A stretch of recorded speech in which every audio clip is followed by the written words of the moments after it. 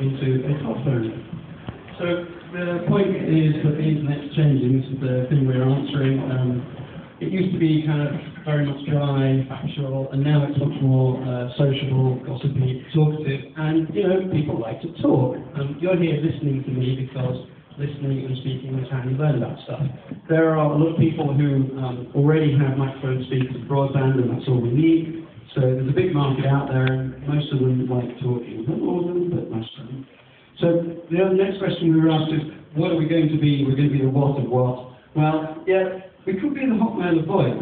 So we take the dedicated client approach that Skype takes, and we suck it into the browser. So we're part of the browser, we're embedded in the browser seamlessly. We're part of the overall web experience of your site.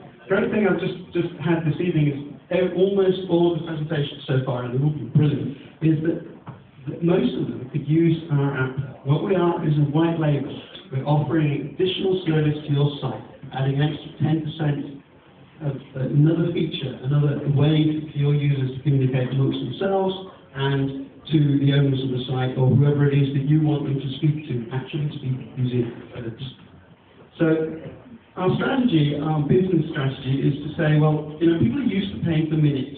The recipients of calls are used to paying for value calls on a kind of 0800 number basis, 0845.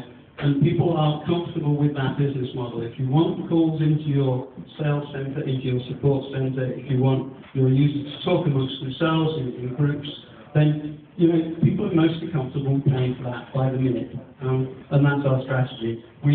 Where we're talking to the SDN, we want to be roughly equivalent to 800 numbers in terms of cost, but delivering many more benefits in terms of the interactivity, the usability, and the fact that you're still part of the site.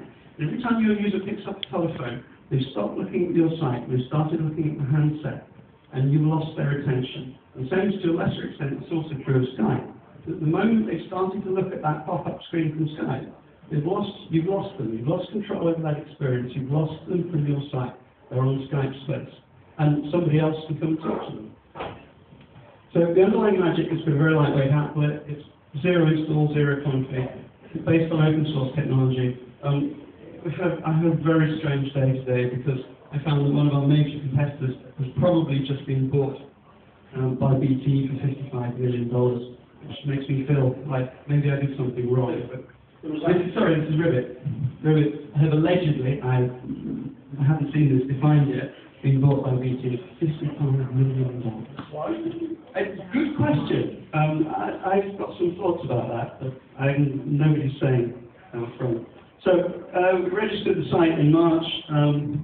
Technology is available today, it's working. We're seeking investment, customers, and collaborative partners. I think collaborative partners is probably what we're going to get from today.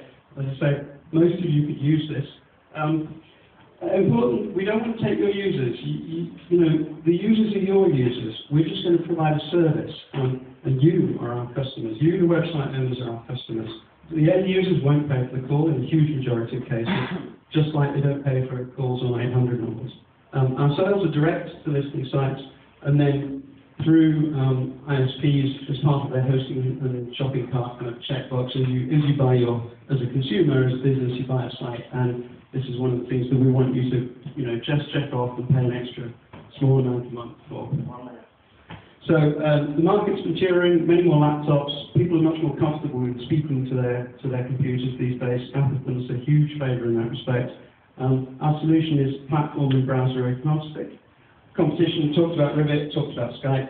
Adobe might be interested in this space. You can't tell, but they haven't released anything yet that does anything useful. So we're kind of going to play those for the moment. Small team.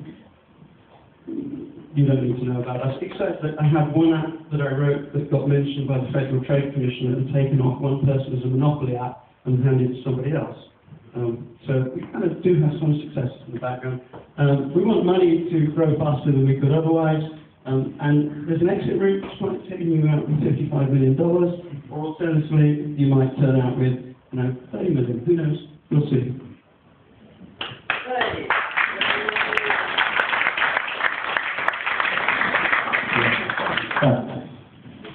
Nice potential. I actually think it's great that it really got sold. 5 million, totally validated. BT is one purchaser in the world. take a look, call them up, congratulate them, thank them for validating the value.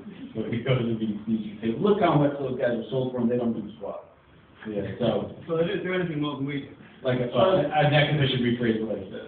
Yeah. It's not clear to me, somebody else might have a better question. So you've got companies like Nimbus and eBuddy who have had funding recently. How do you get this? Okay. Nimbus are interested in... Look at the mic. Sorry. Nimbus are interested in the phone, all right? And we're very interested in the website and your website. They want to be a destination. We want to be just a service to your website. So think of us as kind of white label. How quickly will you put that onto your website? Because I've signed up and put it on my LinkedIn profile, but I can't put it on my website yet. Come talk to us.